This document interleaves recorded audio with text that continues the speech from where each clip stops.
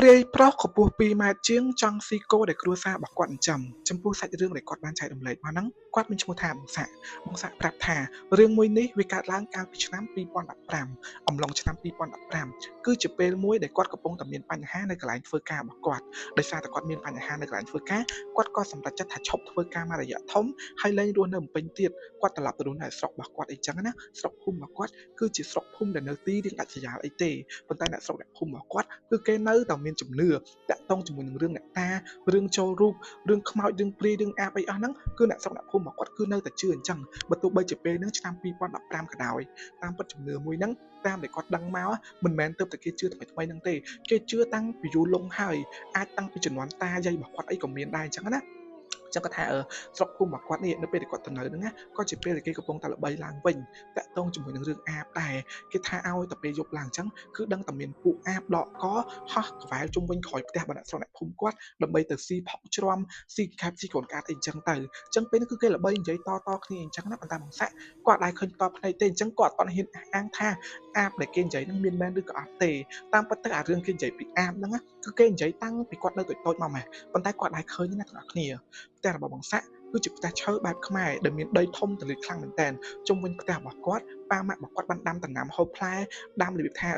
ដាំស្ពៃដាំអីជាច្រើនទៀតហើយនៅខាងក្រោយផ្ទះរបស់ប៉ាម៉ាក់គាត់ហ្នឹងណាគឺមានធ្វើក្រោលគោធំមួយដែលក្រោលគោមួយហ្នឹងអ្នកផ្ទះរបស់គាត់ចិញ្ចឹមគោប្រហែលជាខ្ទង់ចិត្ត20ក្បាលហើយផ្ទះរបស់គាត់ទាំងអស់គ្នាគឺរបៀបថារៀងធូធីអីដែរទេមិនមែនគ្រួសារក្រអីទេអញ្ចឹងហើយទៅពេលដែលគាត់ផ្អាកធ្វើការទៅនៅស្រុកហ្នឹងណាគាត់អត់ពិបាករឿងស៊ីចុកអីទេប៉ុន្តែគាត់ខ្លាចចិត្តប៉ាម៉ាក់របស់គាត់នឹងឯងពេលថ្ងៃពេលអីចឹងគឺគាត់តែងតែជួយមើលគោអូនប្រុសរបស់គាត់ទាំងអស់គ្នាផ្ទះរបស់គាត់ពេលហ្នឹងគឺនៅគ្នាទាំងអស់4នាក់មានប៉ាម៉ាក់របស់គាត់ប្អូនប្រុសរបស់គាត់ហើយនឹងគាត់នឹងឯងប្អូនប្រុសរបស់គាត់គឺមានអាយុទៅ14 15ឆ្នាំអីទេហើយផ្ទះរបស់គាត់ហ្នឹងទាំងអស់គ្នាគឺជាប្រភេទផ្ទះឈើ2ជាន់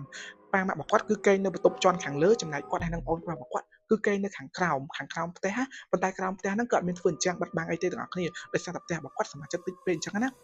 ាអញ្ចឹងខាងក្រោមផ្ទះហ្នឹងគឺសសរធម្មតាអញ្ចឹងទៅហើយមានដាក់ចងរឹងមានដាក់ក្រែ2 3នៅខាងក្រោមហ្នឹងអញ្ចឹងគាត់ដេកនៅលើក្រែក្រោមផ្ទះហ្នឹងជាមួយនឹងប្អូនប្រុសរបស់គាត់នឹងឯងទាំងអស់គ្នាគាត់ទៅនៅផ្ទះបានប្រហែលជាខ្ទង់4 5ថ្ងៃអត់ដែលមានបញ្ហាអីសោះរហូតដល់យប់មកយប់ថ្ងៃទី6ដែលគាត់ដេកនៅផ្ទះរបស់គាត់ហ្នឹងទាំងអស់គ្នាគឺគាត់ថាពេលហ្នឹងបីចាប់តាមអាឡឹមហើយពេលដែលគាត់ទៅហ្នឹងក៏ជាពេលចិត្តដល់ខែភ្ជុំចិត្តអីដែរអញ្ចឹងទៅអញ្ចឹងគាត់ក៏ដេកនៅលើក្រែក្រោមផ្ទះមួយប្អូនប្រុសរបស់គាត់ហើយដោយសារតែមេឃអាឡឹមអញ្ចឹងគាត់ដេកលក់ស្រួលមែនតើគាត់ចូលដេកតាំងពីម៉ោង10យប់និយាយទៅតាំងពីពេលដែលគាត់ត្រឡប់ទៅនៅស្រុកម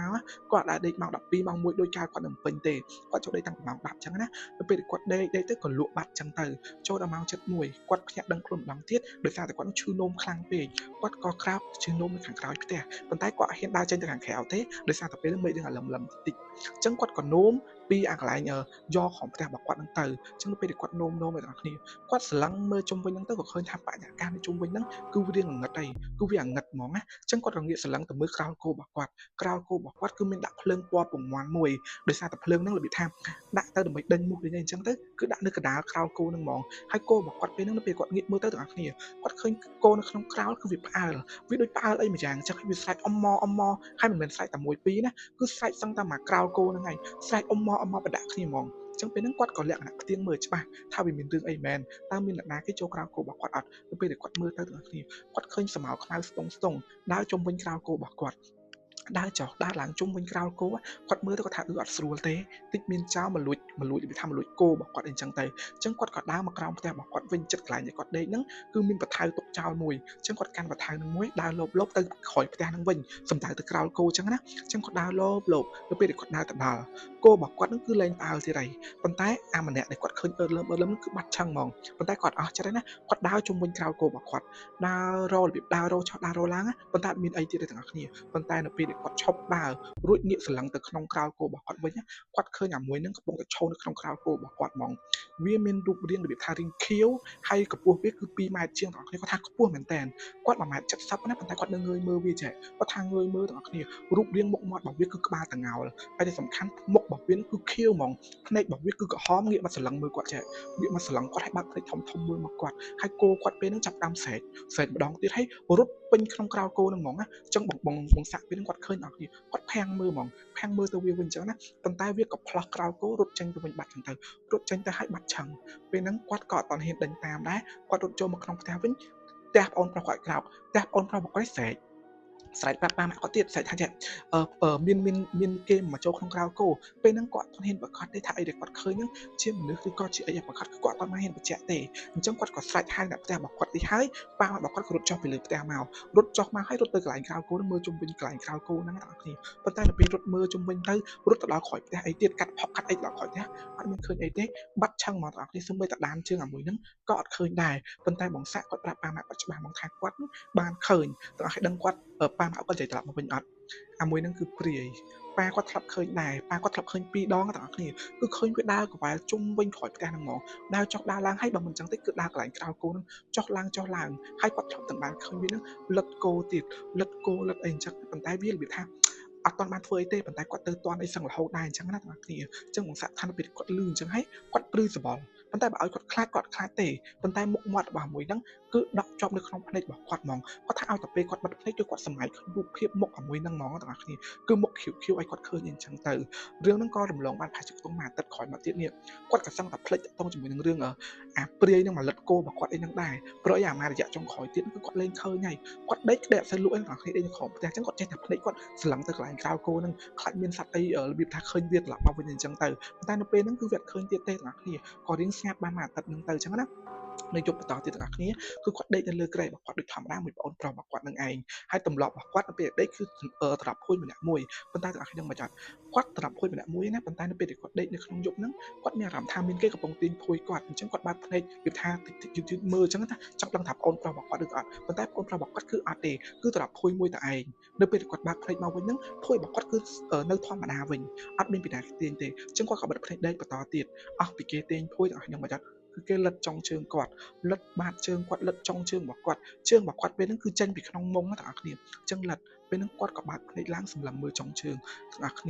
ពេលដែលគាត់បានឃើញណាគឺអាមួយហ្នឹងគឺវាត្រឡប់មកវិញហើយរូបរាងរបស់វាគឺនៅតែខៀវដដែលហើយវាចង់ក្បិនដូចមុនអញ្ចឹងណាហើយភ្នែករបស់វាគឺក្រហមងើយមុខមកមើលគាត់ហើយដាតវាគឺលិតជើងគាត់ហើយដាតវាគឺវែងមែនតើទាំងអស់គ្នាវែងអាចខ្ទង់20សង់ទីម៉ែត្រអីហ្នឹងគឺលិតជើងរបស់គាត់អីចឹងទៅបងសាក់ពេលហ្នឹងគាត់ស្ទុះក្រោយអង្គុយគាត់ស្រែកថាម៉ែវាមកវិញហើយម៉ាក់វាមកវិញហើយគាត់ស្រែកណាស់តំហឹងអូនប្រុសគាត់ក្រោយអង្គុយប៉ារបស់គាត់រត់ចុះពីលើផ្ទះមកកាន់ខ្វែវរត់ចុះមកហ្មងហើយចំណែកវាហ្នឹងគឺរត់ទៅបាត់ហើយបាត់ឆឹងទៀតឲ្យទាំងអស់គ្នាប៉ុន្តែពេលហ្នឹងមិនមែនមានតែគាត់ដែលឃើញណាគឺប្អូនប្រុសរបស់គាត់គឺបានឃើញដែរហើយនៅពេលដែលសួរទៅប្អូនប្រុសរបស់គាត់ហ្នឹងគឺបានឃើញតាំងពីពេលវាដើរមកលបចូលមកចិត្តក្រែដែលពួកគាត់ដេកហ្នឹងឯងប៉ុន្តែពេលហ្នឹងវាហ៊ានកម្រើកខ្លួនទេវាបានទៅត្រឡប់ភួយហើយផ្ទៀងមើលចង់ដឹងថាវាធ្វើអីខ្លះគាត់ថារូបរាងរបស់វាហ្នឹងគឺធ្វើឲ្យបងប្រុសរបស់គាត់ឃើញហើយគឺរបៀបថាសឹងតែជ្រុះសក់គឺខ្លាចខ្លាំងមែនតើហ្មងទាំងអស់គ្នាអញ្ចឹងប៉ាម៉ាក់របស់គាត់ពេលហ្នឹងណាក៏របៀបឃើញគេមលិតជើងកូនអញ្ចឹងហើយស្អែកឡើងនេះគាត់ក៏ហៅអាចារ្យហៅអីរបៀបថាមកចង់ដឹងថាវាមលិតជើងមានបំណងអីចង់ធ្វើអីអញ្ចឹងទៅអញ្ចឹងក៏អាចារ្យហ្នឹងធ្វើពិធីធ្វើអីនៅផ្ទះរបស់គាត់អីអញ្ចឹងទាំងអស់គ្នាអញ្ចឹងក៏គាត់ហ្នឹងលែងសូវឃើញអីទៀតដែរប៉ុន្តែពេលហ្នឹងគាត់លែងឃើញព្រាយម្នាក់ហ្នឹងទៀតណាប៉ុន្តែអ្នកស្រុកអ្នកភូមិរបស់គាត់គឺគេនិយាយហ្មងថាគេបានឃើញវាហើយព្រាយមួយហ្នឹងអ្នកស្រុកអ្នកភូមិគឺគេជឿជាក់ហ្មងថាគឺវាមកពីដើមអំពិលនៅចុងភូមិគឺមកពីដើមអំពិលហ្នឹងហ្មងព្រោះអីគេធ្លាប់គេបានឃើញវាហ្នឹងណារត់ឡើងទៅលើដើមអំពិលហ្នឹងហើយរូបរាងរបស់វាដែលគេឃើញហ្នឹងគឺដូចអីដែលគាត់បានឃើញចឹងកម្ពស់វាគឺ2ម៉ែត្រជាងហើយខ្ពស់មែនតើរូបរាងគឺរបៀបថាឡើងខៀវអីដូចគ្នានឹងឯងក្បាលវាតងោលអញ្ចឹងនៅពេលឮគេនិយាយចឹងគាត់ដឹងថាជាព្រាយតែមួយដែលគាត់បានឃើញហ្នឹងទេហ្នឹងហើយទាំងអស់គ្នាហើយក៏ពេលដែលផ្ទះរបស់គាត់ធ្វើពិធីធ្វើអីហើយហ្នឹងក៏លែងបានឃើញទៀតដែរគាត់លែងបានឃើញព្រាយហ្នឹងទៀតអីចឹងទៅហើយអាកន្លែងដើមអំពិលហ្នឹងក៏គេមានធ្វើអាសនៈធ្វើអីធ្វើពិធីធ្វើអីមានទៅធ្វើរបៀបធ្វើចូលរូបចូលអីថែមទៀតហើយនៅពេលដែលចូលរូបចូលអីហ្នឹងក៏ចូលរបៀបមនុស្សចាស់ចឹងគេសួរនាំសួរអីចឹងទៅមិនថាវាអត់និយាយទេវាបានត្រឹមតែសើចអីចឹងទៅអ្នកដែលគេចូលរូបហ្នឹងគឺសើចសាច់ប៉ុន្តែសំឡេងហ្នឹងគឺសំឡេងដូចមនុស្សប្រុសចឹងទាំងអស់គ្នាតែអ្នកដែលគេចូលរូបហ្នឹងគឺជាមនុស្សស្រីអីទេហើយហ្នឹងគឺជារឿងទី1ដែលគាត់បានជួបនឹងឯងទាំងអស់គ្នាចំពោះរឿងទី2ដែលគាត់បានជួបគឺតាក់ទងជាមួយនឹងរឿងអាបប៉ុន្តែខ្ញុំសូមចែករំលែកត្រឹមតែប៉ុណ្្នឹងសិនទេបើសិនទាំងអស់គ្នាចង់ស្ដាប់តអាចខមមិននៅខាងក្រោមនឹងបានខ្ញុំនឹងនិយាយរឿងទី2ដែលតាក់ទងជាមួយនឹងអាបដែលគាត់បានជួបនឹងឯងហើយរឿងអាបដែលគាត់បានជួបហ្នឹងគឺធ្វើឲ្យគាត់ធ្លាក់ខ្លួនឈឺធ្ងន់ទាំងអស់គ្នាឈឺខ្លាំងមែនតើដោយសារតែមាត់អាបហ្នឹងពេលដែលគាត់មើលឃើញទៅគឺវាមើលមកគាត់វិញរួចធ្វើមាត់ជីបអូចដូចសូត្រធေါ်អីម្យ៉ាងចឹងអ្នកទាំងអស់គ្នាចំពោះរឿងដែលគាត់ចែករំលែកគឺចាប់ត្រឹមតែប៉ុណ្្នឹងមែនតើហើយបើសិនទាំងអស់គ្នាមានរឿងចង់ចែករំលែកហើយបើសិនទាំងអស់គ្នាចង់ស្ដាប់រឿងដែលគាត់ចែករំលែកមកតទៀតអាចខមមិននៅខាងក្រោមនឹងបានបាយបាយ